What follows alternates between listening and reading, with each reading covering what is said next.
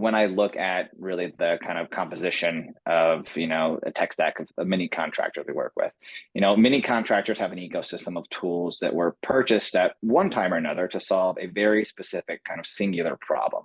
The result of all these kind of disparate systems has led to data silos and lack of information from planning a project to the actual execution on the job site. Conversely, I think there's also this methodology of, one tool to rule them all, where companies purchase a single piece of software that does many things across multiple workflows. The issue with this methodology is that oftentimes these tools are not as user friendly. I think many of them tend to be derived from ERPs or financial centric systems, but they aren't necessarily catered to the audience in mind. So I think this really tends to lead itself towards poor adoption.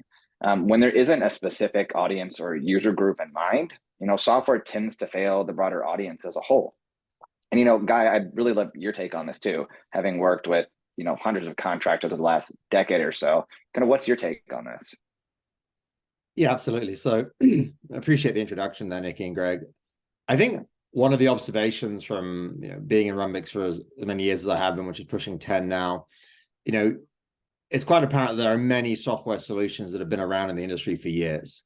And the construction industry, I think, is typically defined by very high switching costs for software.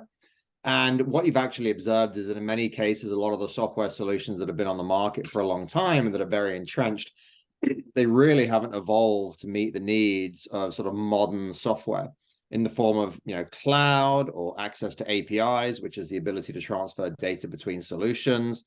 They may not have optimized for mobile. They certainly haven't been designed with, modern consumer grade UI, UX in mind. And the quality of the software from a usability perspective is very, very poor. And at the same time, we've been bombarding, software companies like Rhumbix, but the wider market, thought leadership, bombarding the industry with these buy signals that, they have to adopt technology, they have to digitize in order to move into the 21st century. And many people have embraced that, right? They bought into this concept and they bought many, many of the software solutions. And now, sort of 10 years on, 5 years on, what you're seeing is that a lot of these customers have a real mishmash of technology tools. And they're paying a lot of money for them. They're not able to make best use of them. The data is all disjointed, as you alluded to. And a lot of people are really struggling with this as a challenge. And customers are beginning now to look at reining in the spend, focusing on the foreman's experience from a digital perspective, and making as much use of their data as they possibly can.